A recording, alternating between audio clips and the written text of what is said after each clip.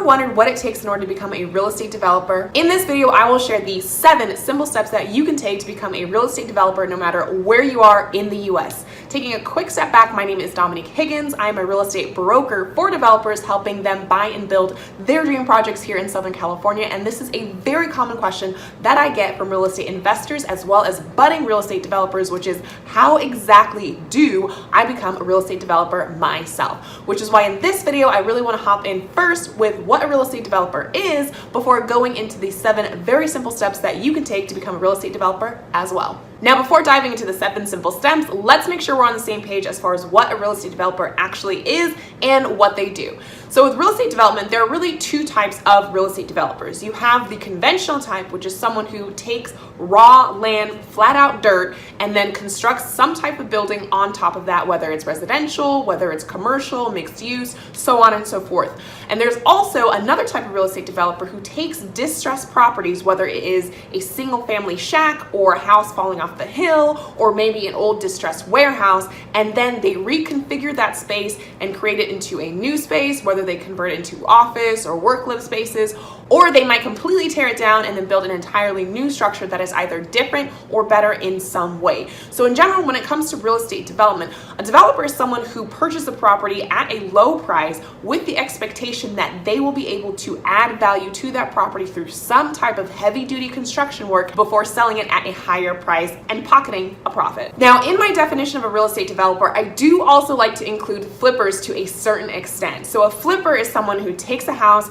makes very cosmetic or very surface level renovations to that house before reselling it at a higher price. Now, there is a full spectrum of real estate flippers, which I can totally take up a whole different video about, but for the sake of this video, we'll also include flippers within our definition of a real estate developer. And now we can get into the fun stuff. So step 1 in becoming a real estate developer is picking your niche. Picking your niche is so important because you simply do not have enough time in the world to look at every single property that comes for sale. You don't have that time and you don't have that energy. So when you're trying to become a real estate developer, especially when you're just starting out, it is important to pick your niche and to stick to it. Now, when I say pick your niche, what does that mean? That really comes down to these 2 things. You want to make sure that you've picked ahead of time what specific type of property or real estate you'll be going after. Will it be single family homes? Will it be mobile homes? Will it be vans? Will it be commercial spaces? Will it be retail spaces? Whatever it is, make sure that you narrow down into what specific type of real estate asset that you want to develop.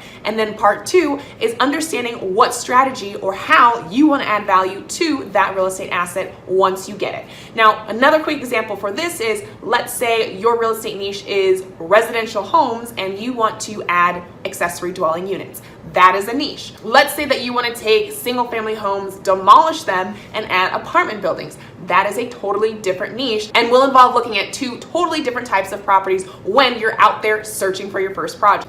Now, during the process of picking your niche, you really have to dig deep and ask yourself these 3 really tough questions. Number 1, what skills do you bring to this table? Are you going to be the marketing person? Are you the GC or general contractor? And will you be doing all the construction work itself? Will you be the real estate agent and handling all these transactions? It's really important ahead of time to know what role you want to play when it comes to real estate development for your specific company.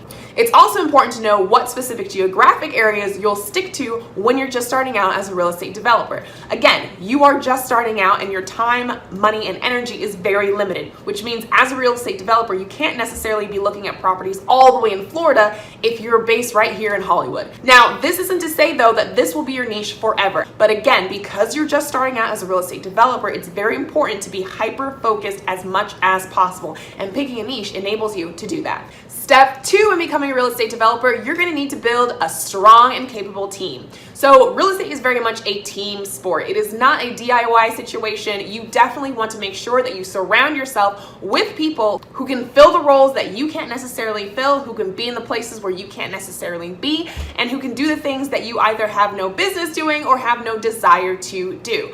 For a quick example, let's say that you are the contractor and that's why you want to get into real estate development. You want to get your hands dirty and do all the work. Well, in that case, you need to be looking for people who you can add to your team who can negotiate the contracts, who can help you find the properties, who can help you market those properties or get them staged or take the photos, because those are all the different things that you don't necessarily want to do.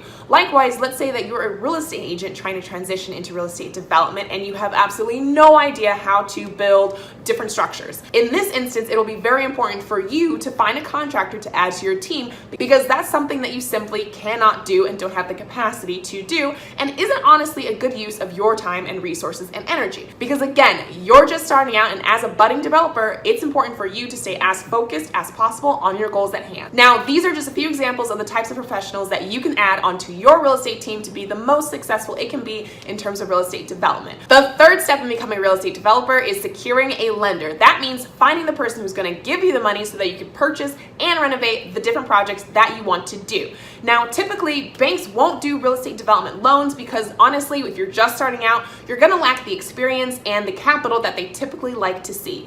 But don't worry, because in real estate, there are actually two main sources of funds or financing where you can go to in order to raise capital or money in order to start becoming a real estate developer. The first is through hard money lenders. Now, hard money lenders are a specific type of lender that focuses exclusively on working with real estate developers in order to provide them the funds in order to purchase and construct different projects. Typically, the loans that hard money lenders do are very short, so they'll only last up to a year, and they can charge some high interest rates. But what's really great about hard money lenders is that they're very flexible and they understand the business and that you're just starting out. The second way that you can secure financing in order to become a real estate developer is to use what is called private money. Now, private money honestly is just a very fancy term to refer to family, friends, work colleagues, or anyone else that you know personally who is willing to lend you money in order to, like we said before, buy and renovate your first potential real estate project. No matter which route you decide to go down, it's important to make sure that you just don't choose or pick anyone just because they're willing to lend you money. In the long run, you're trying to build a long-term business and you're trying to build a long-term relationship. You want the person who lends you money to stick around, not just for the first one, but for the second, third, fourth, and fifth. Honestly, because you'll be able to get better rates as time goes on. It was really helpful. But above all else, it's important to invest the time up front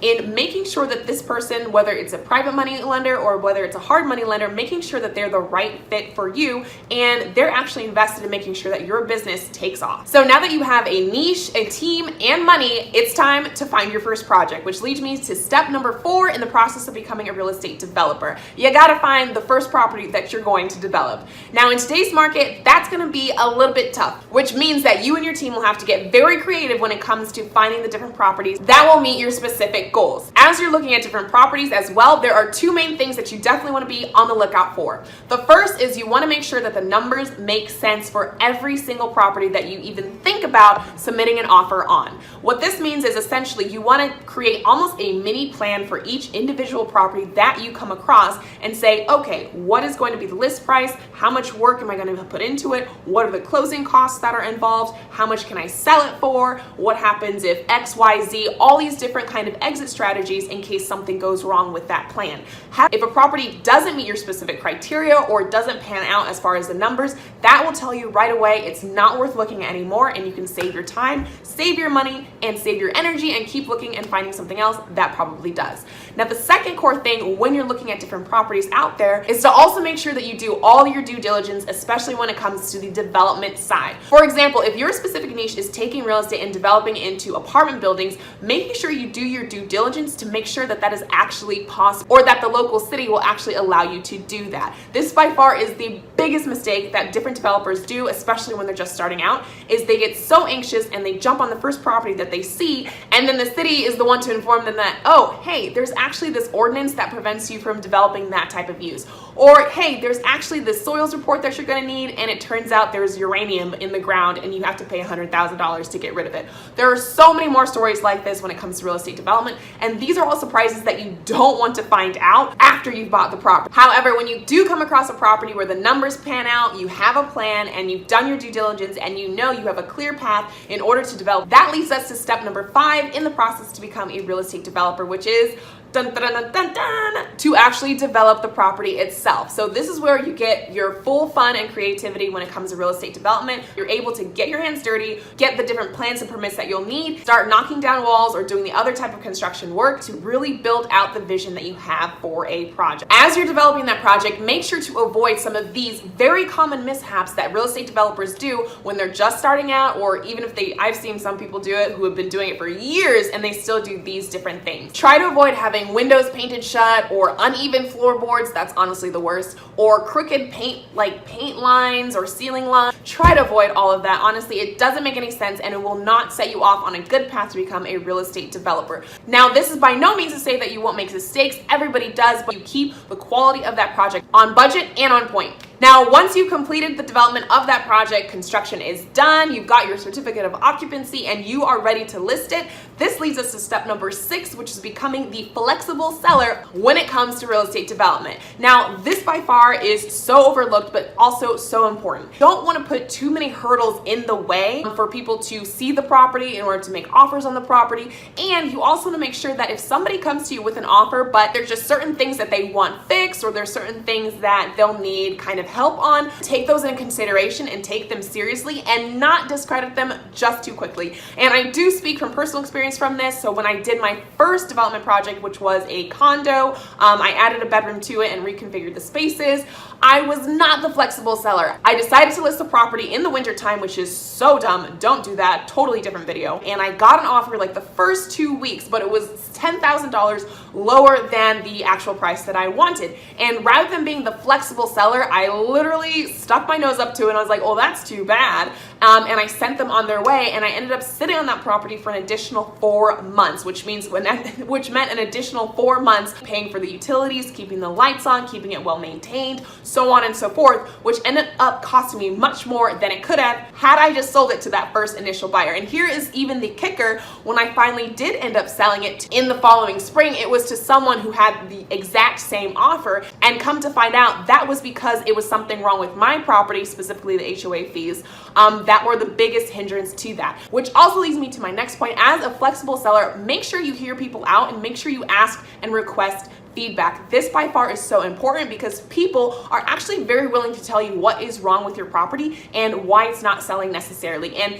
again, taking my own self as an example, I never actually, during those first winter months, I never reached out to people to get feedback. And it was only until spring came along and I was getting desperate when I really started asking, okay, why is this not selling? Why isn't your client interested? What's going on? And that's when I started getting real answers and was able to move and make the different adjustments in order to sell it. Now, once you do close on your first development project, that leads me to step number 7 in the process of becoming a real estate developer, which is to repeat it. Repeat all of the steps. Do not be that person who does one real estate development project and then puts it on the shelf and then continues on with their life. No, that is not how you become a real estate developer. As a real estate developer, you have to keep going. You have the team, you have the financing, you have all these different things lined up for you, and you want to keep it going. You don't want to, because that will kill your momentum and it will kill the progress, all the progress that you just made completing steps 1 through 6 and getting your first real estate development project done. Also, what's really great when you repeat this process is people will start to take notice. You will start to build a brand and build a name for yourself in your local community,